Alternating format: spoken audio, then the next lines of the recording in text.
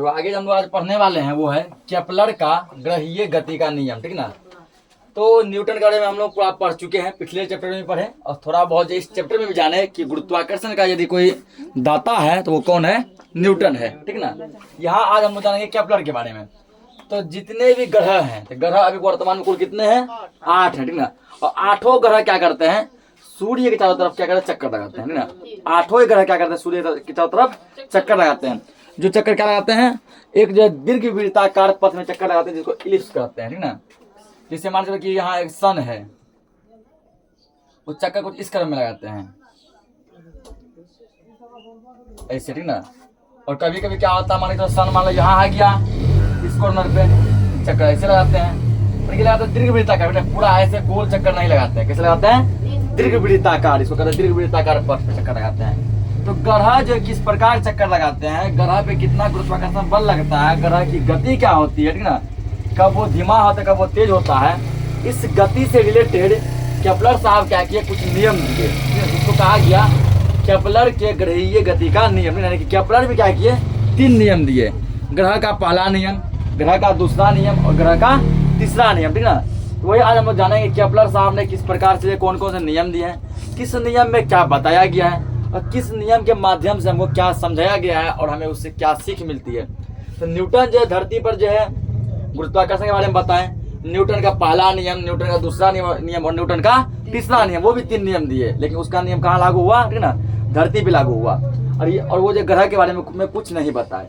ये क्या किए, ऊपर आकाश में ग्रह के बारे में बताया, ठीक ना। कोई चीज यदि गतिशील है तो कैसे गतिशील है, ग्रह यदि चक्कर लगाता है तो कैसे चक्कर लगाता है, इन सभी के बारे में यदि क्लियर कोई किए तो वो कौन थे, केपलर थे, ठीक ना। तो चलो आप इसके बारे में कुछ लिखते हैं, केपलर का ग्रहीय गति का नियम क्या है।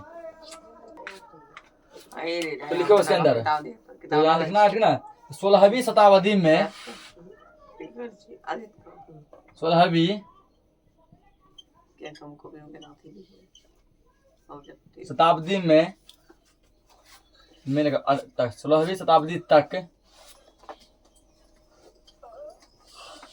अनेक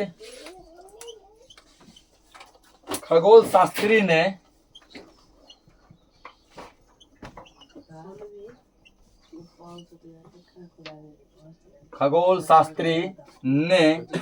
ग्रहों की गति संबंधी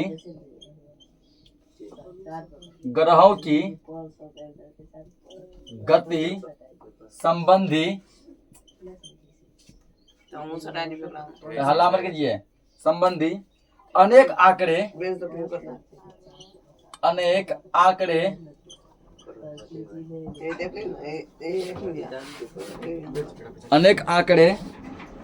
एकत्रित कर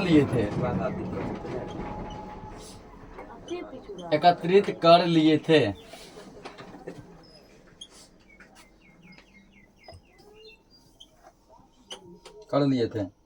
जोहान्स केपलर ने, इसका पूरा नाम है जोहान्स केपलर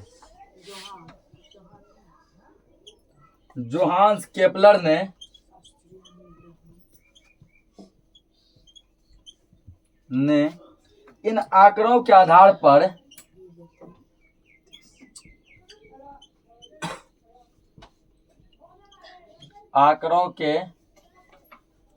पर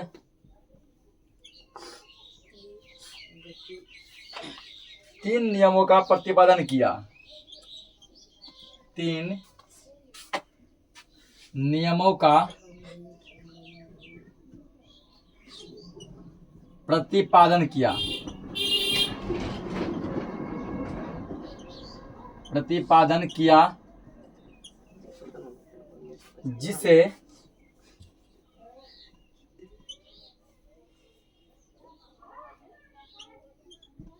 जिन्हें केपलर का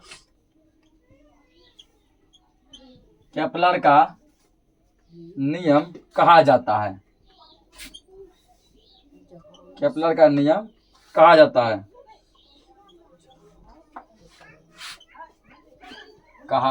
है। तो केपलर से पहले भी बहुत सारे खगोल शास्त्री आए थे ना। खगोल शास्त्री मतलब वो होता है जो कि ग्रह के बारे में जानकारी अध्ययन करते हैं। वो खगोल शास्त्री आए और ग्रहों की गति के बारे में बहुत सारे डाटा को उपलब्ध कराया। उन डाटा के आधार पर केपलर क्या किए, एक अपना नियम बनाए थे ना, एक नया निष्कर्ष दिए उस निष्कर्ष के तहत इन्होंने 3 नियम का प्रतिपादन किया, जिसको क्या कहा गया, केपलर का नियम कहा गया। अब हम लोग बारी बारी समझेंगे पहला नियम क्या है, दूसरा नियम क्या है, तीसरा नियम क्या है, इसको पहले नोट करो। तो क्या केपलर का प्रथम नियम, ठीक है, केपलर के ग्रह का पहला प्रथम नियम, केपलर के ग्रहीय गति का पहला नियम। इसके अंदर समझो केपलर साहब क्या बोले थे, पहले लिख लो फिर समझेंगे। ठीक है, प्रत्येक ग्रह की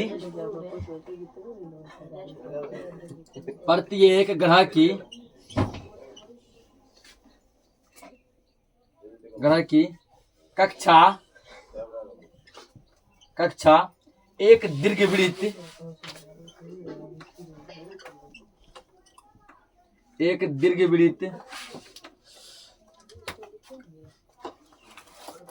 दीर्घवृत्त होती है और सूर्य इस दीर्घवृत्त के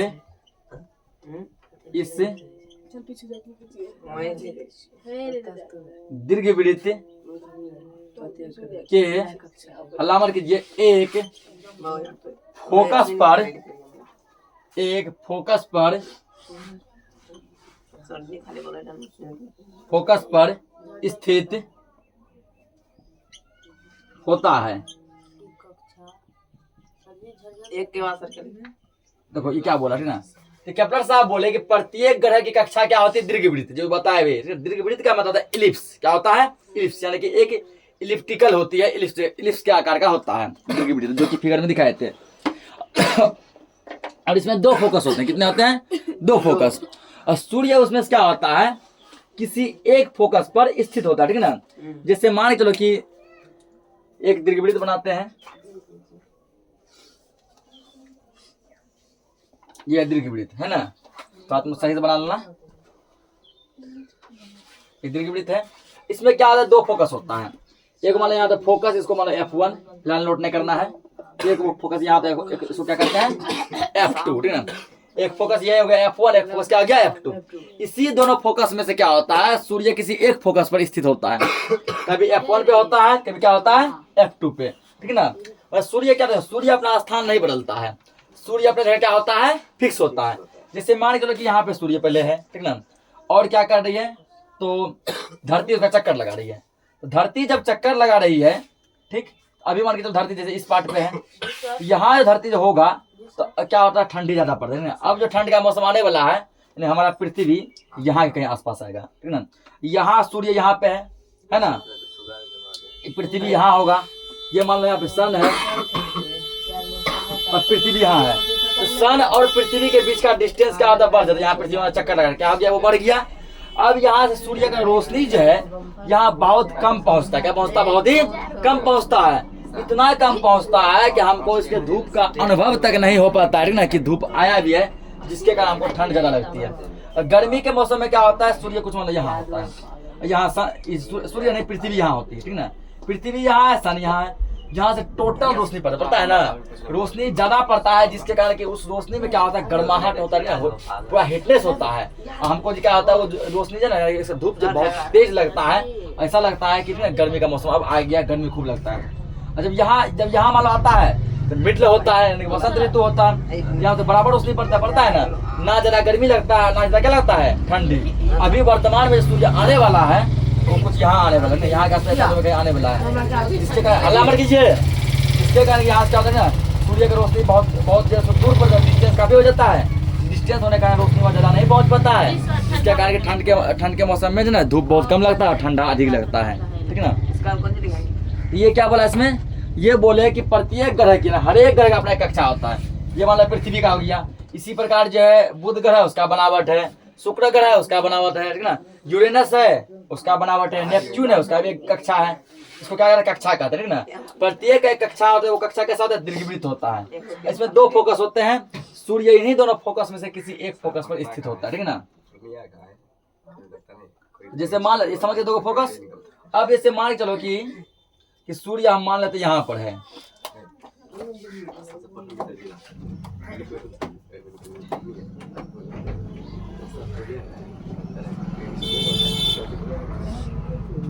ये मान लो क्या हो गया तुम्हारा सन हो गया, ठीक ना। ये तुम्हारा क्या हो गया, नहीं ये सन हो गया।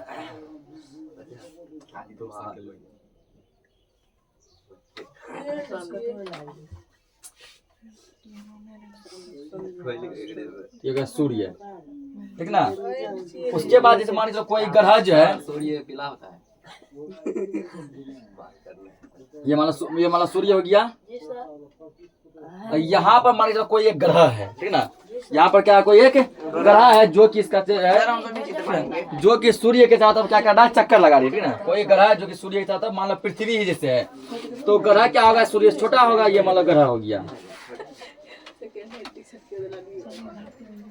ये क्या तुम्हारा ग्रह है, ठीक ना। ये कोई एक ग्रह है,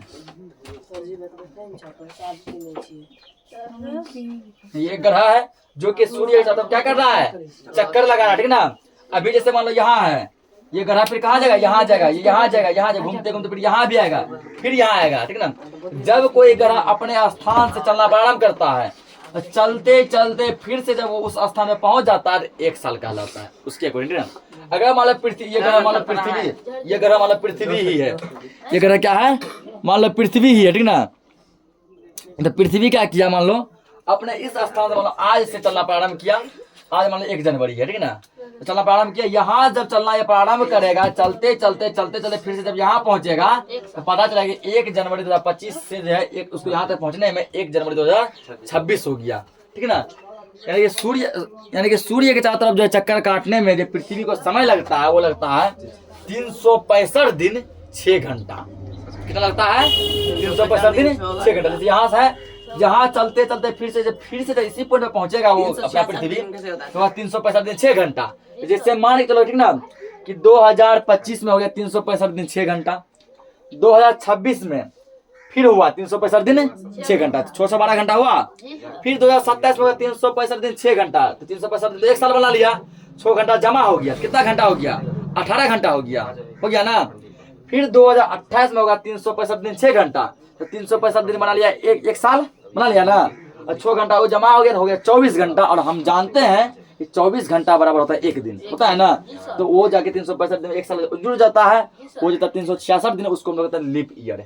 क्या कहते हैं, लीप ईयर। इसीलिए लीप ईयर प्रत्येक 4 साल में आता है, ठीक है ना। प्रत्येक 4, 24 में आता है, अब 28 में होगा लीप ईयर, फिर 32 में होगा लीप ईयर।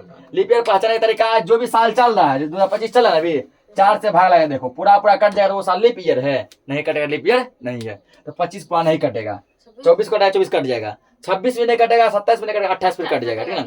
वही प्रत्येक साल जो 6 घंटा जमा होता है ना, वही 4 साल में मिला क्या बन जाता है, 6 के 24 घंटा बनता है। 24 घंटा मतलब 1 दिन, 1 दिन जुड़ जाता है, टोटल दिन हो जाता है 366 दिन, जो कि लीप ईयर कहलाता है। नोट कीजिए इसको। जो केपलर का दूसरा नियम, ठीक ना, हल्ला मत करो, पढ़ाने पर अच्छा समझ गया है। अब जो केपलर साहब जो एक और फिर नियम दिए, नियम पे नियम दिए जा रहे ना। इसमें वो डायलॉग सुना है, तारीख पर तारीख, तारीख पर तारीख, ठीक ना। वही यहाँ पे नियम पर नियम, ऐसे करके 3 नियम दे दिए।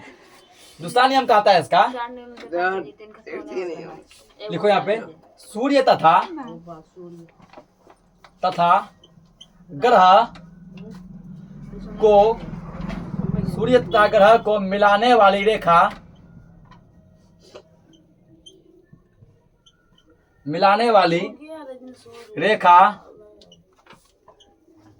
समान समय में, सूर्य तथा ग्रह को मिलाने वाली रेखा समान समय में समान क्षेत्रफल तय करती है। समान क्षेत्रफल तय करती है, ये है इसका दूसरा नियम।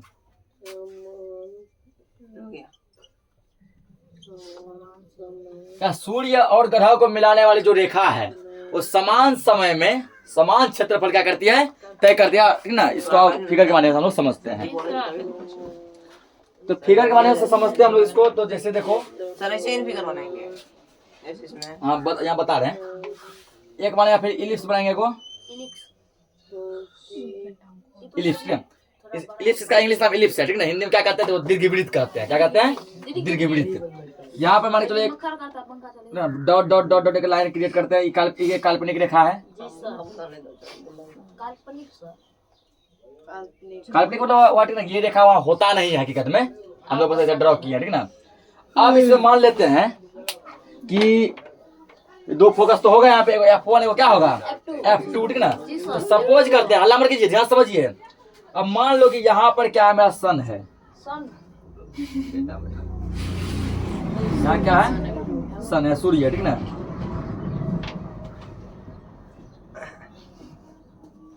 ये क्या है, मेरा सन हो गया, ठीक ना। तभी कुछ बच्चा बोला था सर कि सर सन जो लाल होता है, ठीक ना। तो लो लाल कर दिया।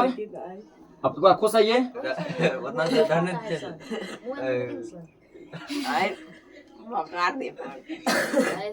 ठीक ना। ये क्या हो गया, सन हो गया, सूर्य हो गया, ठीक। इसको तुम मान लो यहाँ पे कुछ एक पॉइंट मान लो, मान लेते सन को एस मान लेते, क्या मान लेते हैं एस। एस मतलब क्या होता है, सन होता है ना। इसको तुम मान लो एस यहाँ पे, अरे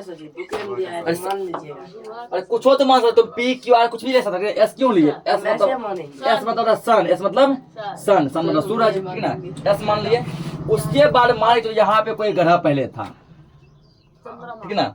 यहाँ कोई ग्रह था, वो ग्रह अब क्या हो गया, यहाँ चला आया, ठीक ना। यहाँ मान लो पहले यहाँ था, ऐसे घूम रहा, मान लो यहाँ चला आया, ठीक।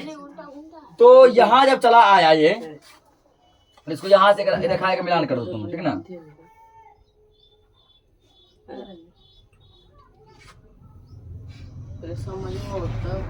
एक रेखा यहाँ मिलान किए, ये रेखा आप क्या किया, हम लोग मान मिलान किए, ठीक ना। सर उसमें बिंदा बिंदा भरल है। बिंदा बिंदा सर आदमी का किताब में से अरे हल्ला सर मत कीजिए, समझिए ध्यान से, ठीक ना। ये वाला एक स्थिति लिए, ठीक ना। एक कंडीशन ऐसा देखे कि जब जो है क्या था, अरे हल्ला मत करो, ठीक ना। जब जो है ग्रह को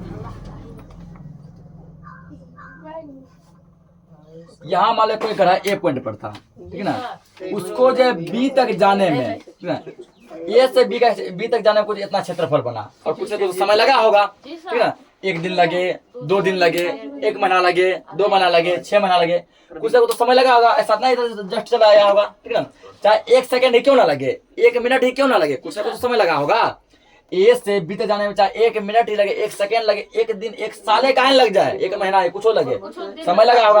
और यहाँ से आगे इसका कुछ ना कुछ क्षेत्रफल भी होगा ना। अब मान लेते हैं यहाँ पर कि 2 और पॉइंट लेते हैं, ठीक ना, ठीक। अब यहाँ कल्पना करते हैं, एक पॉइंट यहाँ पर है सी, ठीक ना, सी। एक पॉइंट तुम्हारा यहाँ पर है डी, एक पॉइंट सी और एक पॉइंट क्या है डी है, ठीक ना।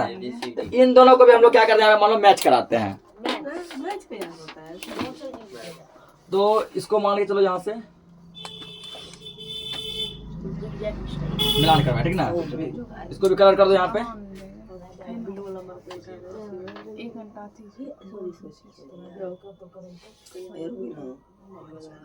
हल्ला मत कीजिए, ध्यान समझिए। बहुत केपलर को छोटका मोटा नियम नहीं दिया, बहुत बड़ा नियम दिया है, ठीक ना। तो ग्रह के बारे में तुम सब कुछ जान सकता है।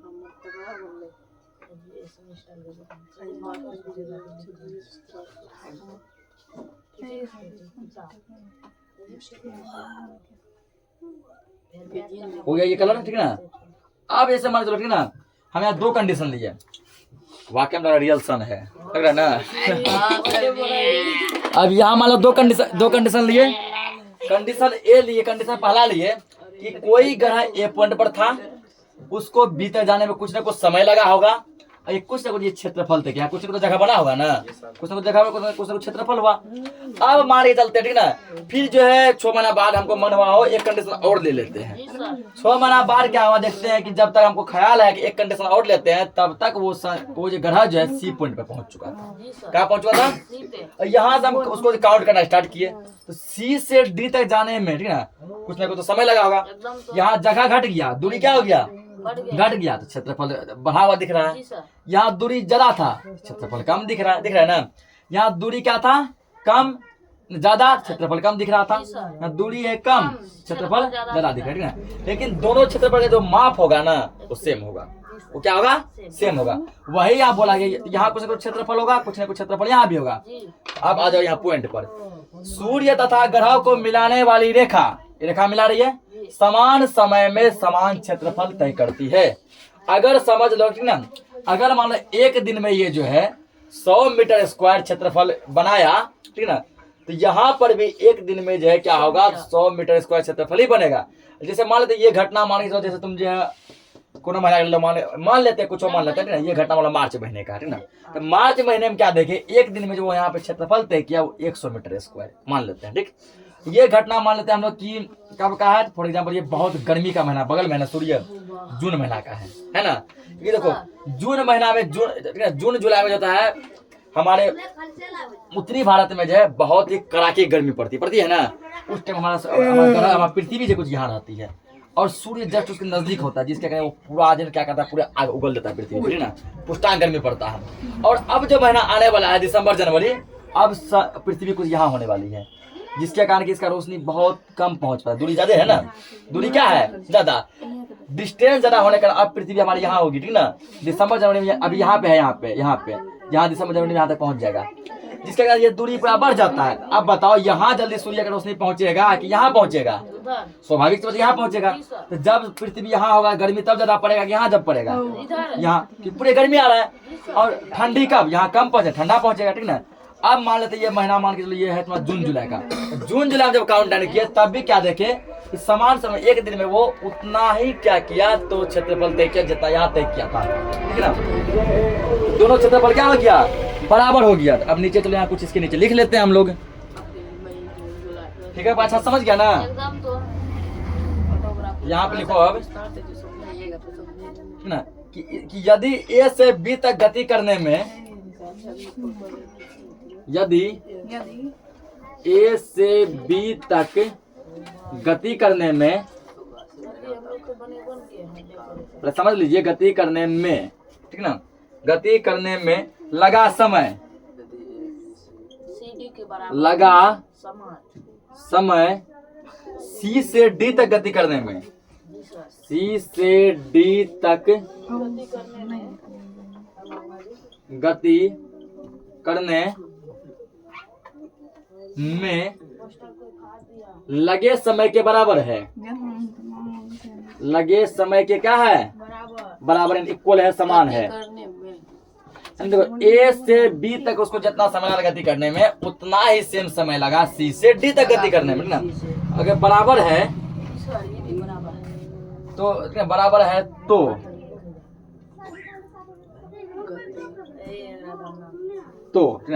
यहाँ पे हो जाएगा क्षेत्रफल, पहले इसका निकाल लो। ये क्या है, सूर्य का एस था, इसको मान लेते हैं एस ए बी, क्षेत्रफल क्या बनेगा, एस ए बी, ये इक्वल हो जाएगा क्षेत्रफल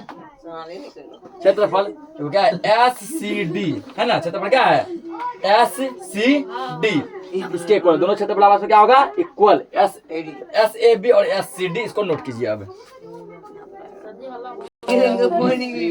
शांत रहो। देखिए यहाँ पे केपलर का तृतीय नियम, ठीक ना। तीसरा नियम क्या है इसका, देखो कुछ मैथमेटिकल टर्म है, इसमें फिगर वगैरह नहीं बनेगा, इसे बस लिखना है, ठीक है। लिखो यहाँ पे, ठीक है। सूर्य के, ये लास्ट नियम है इसका, सूर्य के, हल्ला मत कीजिए, समझिए ध्यान से। केपलर को ऐसा नियम नहीं दिए हैं।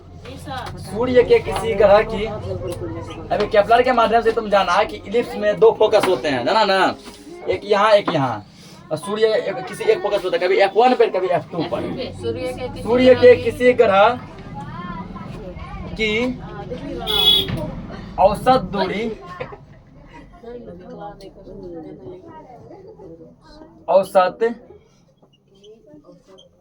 दूरी, मान लो R है, ठीक है ना। सूर्य से किसी ग्रह का डिस्टेंस कितना है, वो R है। का घन, घन मतलब है क्यूब, घन का मतलब क्यूब, का घन उस ग्रह के, उस ग्रह के सूर्य के चारों ओर, उस ग्रह हला के सूर्य के चारों ओर,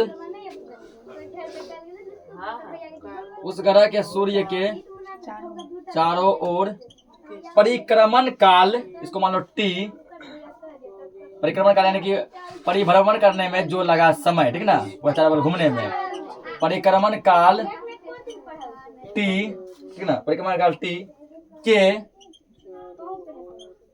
वर्ग का समानुपाती होता है। क्या होता है? इसका समानुपाती होता है।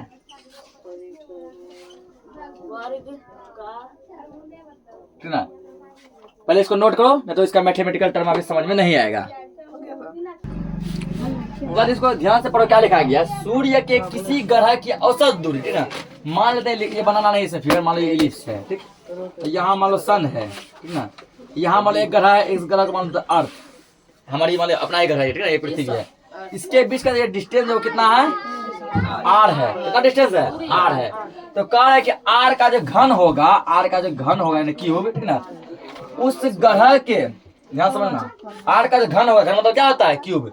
उस ग्रह के सूर्य के चारों ओर, ठीक ना, उस ग्रह के सूर्य के चारों ओर परिक्रमण काल, इसको मान लो यहाँ से लेकर घूमने में जो फिर से घूमते घूमते घूमते घूमते घूमते घूमते फिर से यहाँ तक पहुंचने में जो समय लगा, 30 समय लगा। कितना समय लगा है? 30 समय लगा, ठीक ना। तो क्या बोला गया यहाँ पे कि सूर्य के किसी ग्रह की औसत दूरी, मान लो ये ग्रह पृथ्वी है, उसका औसत दूरी आर है, तो आर का घन उस ग्रह के सूर्य के चारों ओर परिक्रमण काल, मान लेते इसको चारों ओर घूमने में जो समय लगा, वो समय कितना लगा? 30 समय लगा। टी के स्क्वायर का वर्ग दिया है, वर्ग मतलब क्या होता है? स्क्वायर। टी के स्क्वायर का समानुपाती होता है। टी के स्क्वायर क्या होता है? समानुपाती होता है ना, ये होता है समानुपाती। समानुपाती के सिंबल हम लोग कल परसों भी पढ़े थे ना। इसका क्या होता है? ये समानुपाती। अब यदि मान के यहाँ समानुपाती का हटाएगा तुम सिंबल, आर क्यूब बराबर एक कोई ना कोई कांस्टेंट वैल्यू आएगा जिसका नाम है के टी स्क्वायर, ठीक ना। यहाँ के क्या है? यहाँ के एक स्थिरांक है। यहाँ के क्या है? यहाँ पे जहाँ के एक नियतांक लिख सकता है या स्थिरांक लिख सकता है, कुछ भी लिख सकता है, ठीक ना।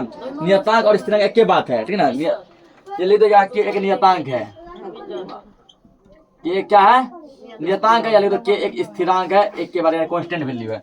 अब यदि मान के यदि हम के का वैल्यू निकालें, यहाँ पे के बराबर क्या ऊपर आर क्यूब है, बटे में ये गुना में कहाँ जाएगा? भाग में जाएगा, ये टी स्क्वायर हो जाएगा ना। ऊपर है सर, अरे मूर्ख, क्या के क्यूब है बराबर क्या है? के टी स्क्वायर। आर क्यूब बराबर के टी स्क्वायर, इसको इस तरह लिख सकते हैं, के टी स्क्वायर बराबर आर क्यूब लिख सकते हैं। तो के बराबर क्या निकलेगा? आर क्यूब बटे में टी स्क्वायर निकलेगा, जाएगा भाग में। तो अगर के का वैल्यू निकालेगा, ये निकलेगा आर क्यूब बटे टी स्क्वायर। कल इस पे और ज्यादा डिस्कस होगा, आज के लिए क्लास पे ट्राई रखते हैं।